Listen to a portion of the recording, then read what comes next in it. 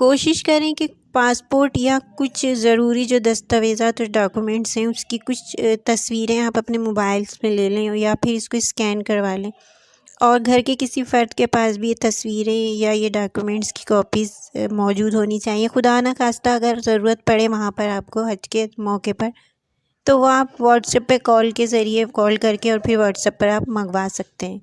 تو اس کے علاوہ بھی اپنے قیمتی ڈاکومنٹس کی جو ہے اسکین کر کے ان کی کاپی کر کے رکھنی چاہیے، کیونکہ کبھی بھی کوئی حادثہ ہو سکتا ہے تو آپ کے ڈاکومنٹس جو ہیں وہ سیف ہوں گے، جب آپ کو ضرورت پڑے گی تو آپ انہیں یوز کر سکتے ہیں۔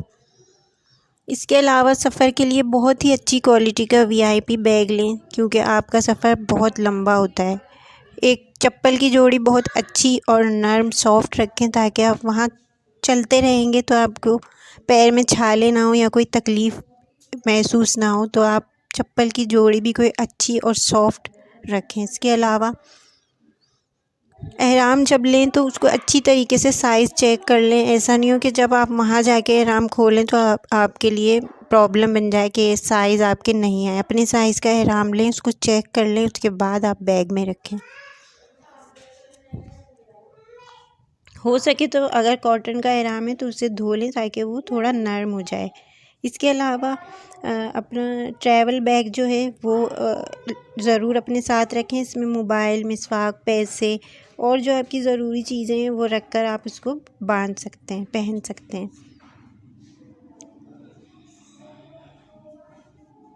کسی انجان شخص سے کوئی بھی ایسا سامان خاص طور پر ایئرپورٹ پہ نہیں لیں جو آپ کے لیے آگے جا کے کوئی پرابلم بن سکتی ہے۔ ہاں، اگر گھر میں یا کوئی جاننے والے ہیں یا کوئی ریلیٹیو ہے وہ آپ کو کچھ سامان دیتے ہیں، وہ آپ بے شک لے جا سکتے ہیں، لیکن کوئی انجان شخص آپ کو کچھ بھی دے، کوئی دوا ہے، کوئی سامان ہے، تو آپ بالکل وہ لے کر نہیں جائیں۔ اس کے علاوہ سفر میں درود و پاک کا ورد کرتے رہیں۔ موبائل میں قرآن پاک ڈاؤن لوڈ کر لیں تو فارغ وقت میں بیٹھ کر کوشش کریں کہ زیادہ سے زیادہ تلاوت کریں، قرآن پاک پڑھیں اور درود و پاک کی جو ہے ورد کرتے رہیں، تسبیحات پڑھتے رہیں۔ اور حج کی نیت جب کریں تو حج کی نیت کے بعد آپ نے 3 بار لبیک ضرور کہنا ہے، کیونکہ لبیک کہنے کے بعد لازمی دعا قبول ہوتی ہے، تو یہ ایک خاص قبولیت کا وقت ہوتا ہے۔ تو جب آپ حج کی نیت کریں تو لازمی 3 بار لبیک کہہ کر اور پھر دعا مانگیں۔